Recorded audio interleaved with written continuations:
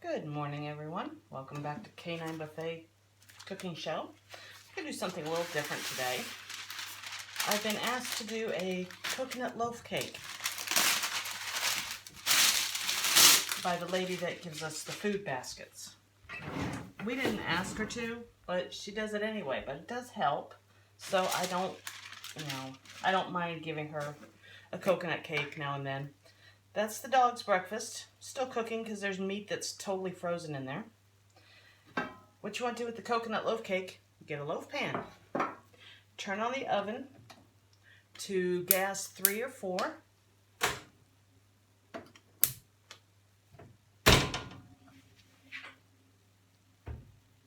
I do 3.5. Depends on your oven, Then you grease the loaf pan. I'm going to use coconut oil because this is all about coconut. My hands are clean, I just washed them. So I take the coconut oil in my hands, just grease it up. And then the interesting thing I found, but it does work, is you line it after you grease it. So, I know I should turn it towards you so you could see it, but hey. See, you just a decent coating in there. I think the flavor of it goes through the baking paper and into the cake anyway. Take my hand off.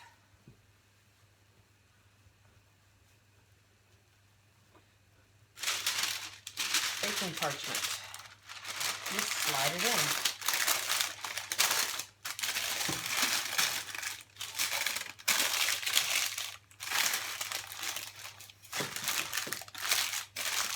Now, she said the first time I made her one of these, it didn't last 24 hours in the house, so that's a good thing. My father-in-law suggested I soak the coconut in whiskey overnight. Yeah.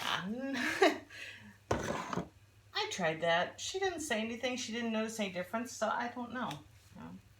Anyway, we need 115 grams of butter. And this is the butter she gave me. Supposed to be stick butter, but this is the butter she gave me. It's not like I'm not going to use it.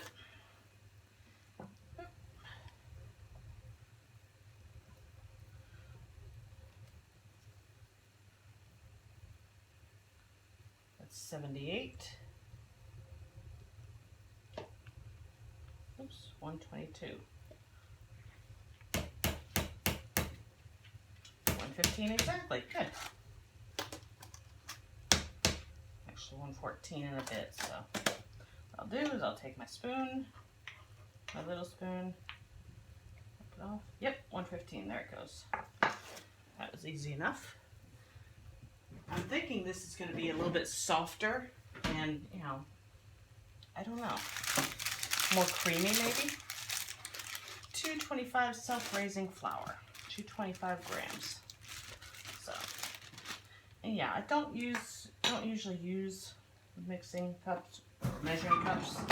Although I do have them, I don't use them because they're in cups, and half cups, and quarter cups, and not grams. So what I do is I use my scale,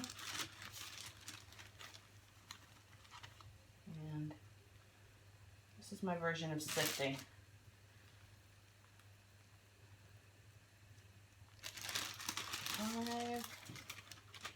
225. And this basically does the same thing as, running it through a sieve or a flour sifter. Just aerates it a little bit, which is good.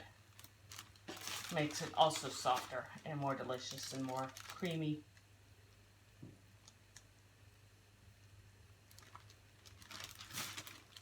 One more.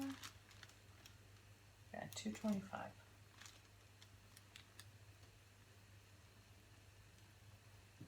Like 225. Yay! That's done. There we go. And pinch of salt.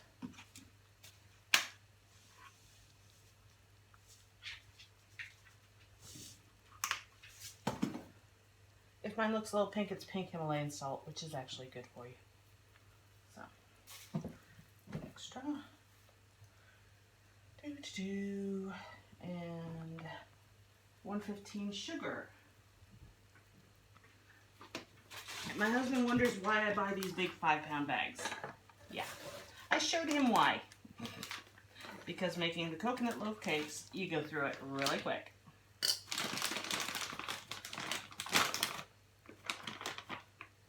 So, 115. And I zero it out between each ingredient. So I know I'm getting the right there, perfect. The right amount.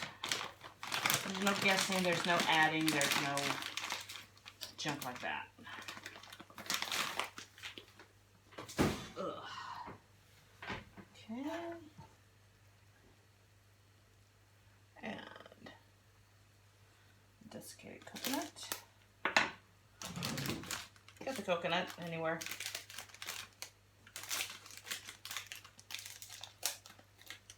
And I'll probably use this whole bag, so it's not that big of a deal. 100 grams of coconut. Desiccated or shredded or whatever you want to call it.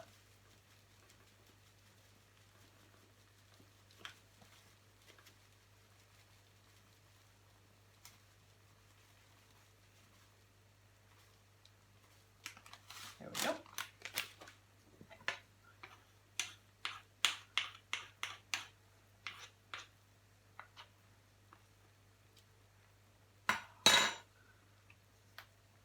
Take it off the scale, not to drive it crazy. And we mix it up.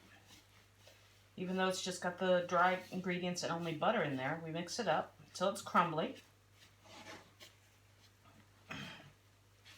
I'll show you in a minute.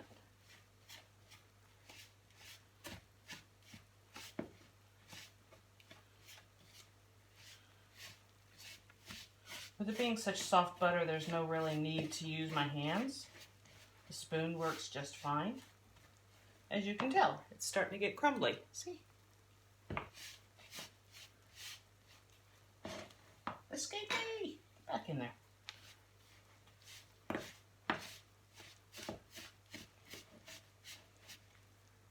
Shut that off.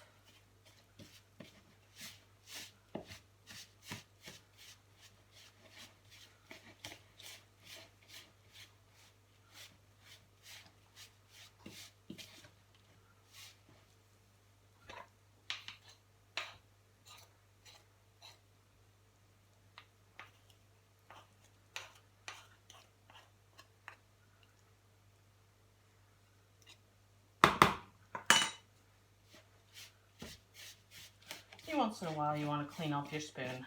Sorry, didn't mean to leave it quiet there.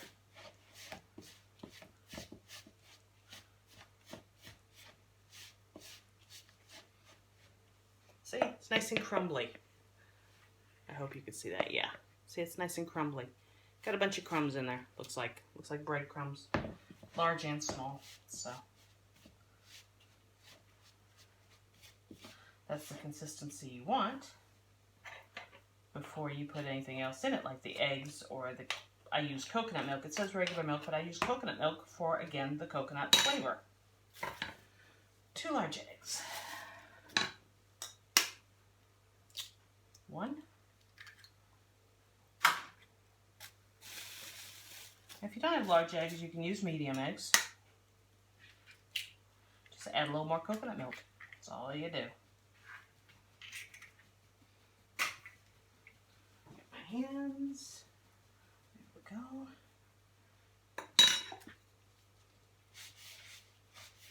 Mix that in. We'll start to get really, really solid now.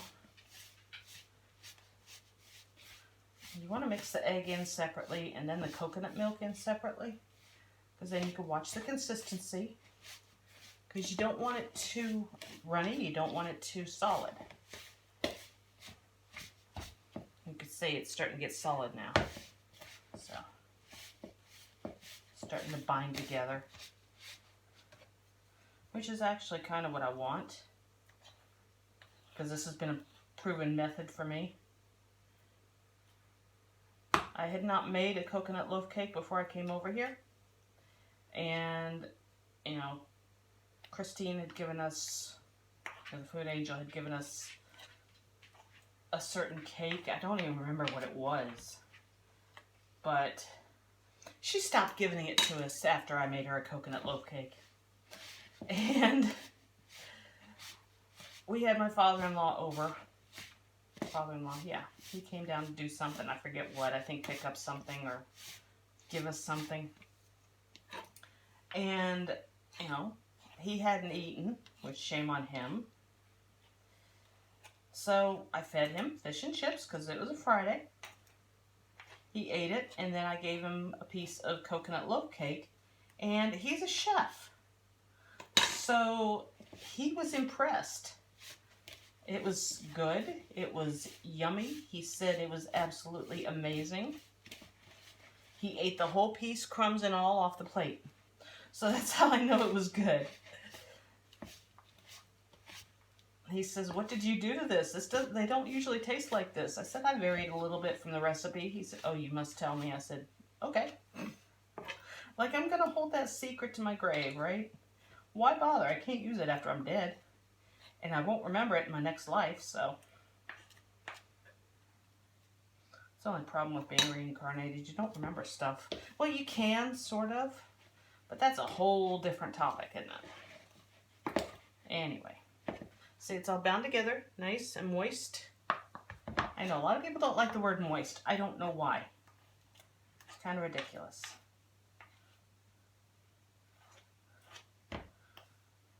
The things people get offended by nowadays is just, it's off the wall.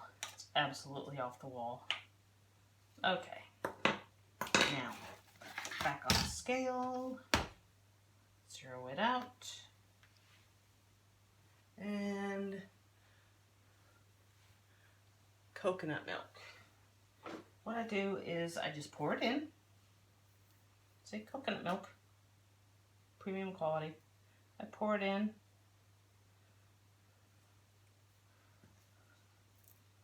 Wipe off the side. You're right. That's about 34 grams. So we'll see how that looks afterwards. It says to pour it into the pan. So what I do is I pour a little bit in, mix it up, and if it's not pourable but spoonable, it's not good. You got to put more in.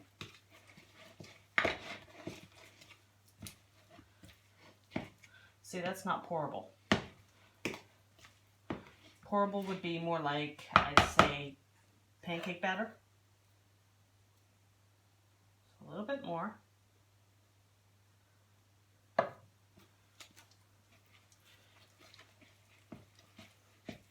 My arm's getting a workout today, that's for sure. I know this is a little bit longer video than I wanted to do, but hey, you know, you guys want to see some extra stuff? We'll do extra stuff.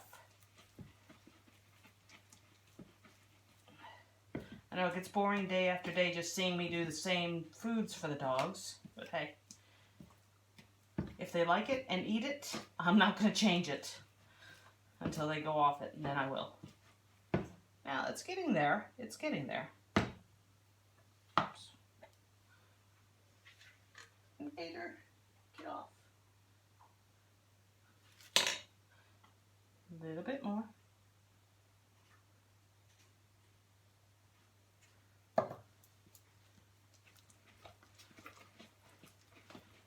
That's better. See, that's better. That's much better. See it moving more freely. Let's see how many grams I put in there.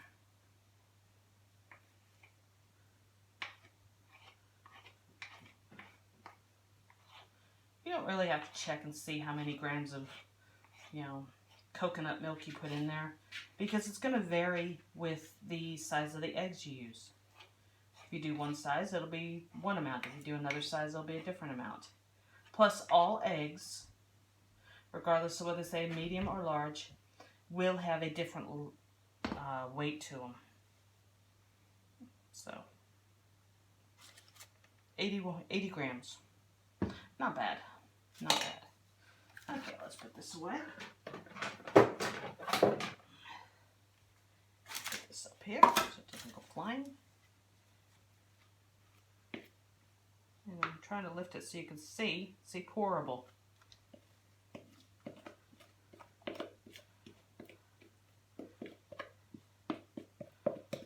And the chunks you see are coconut, so.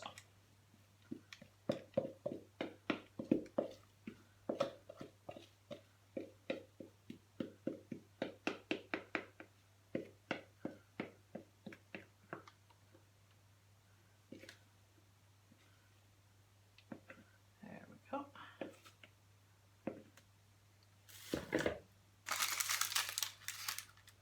And spread it out. Make a little divot in the center, in the center line, because it will raise up more in the center.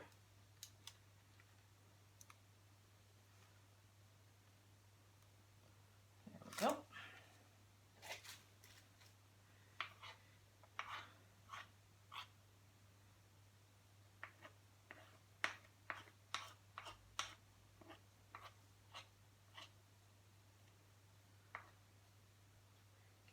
There we go. Alrighty. Then into the oven for 30 minutes. Then after that you take it out, sprinkle a little more coconut on the top, put it back in for another 20 to 25 minutes until it's nice and golden brown. Dip a knife in the center. If it comes out clean, it's done. Stick it on a rack to cool and serve it up. You can serve it with custard or with whatever you like. So this has been a different version of Canine Buffet Cooking Show. I thank you for watching. You have a good day. Take care, everyone.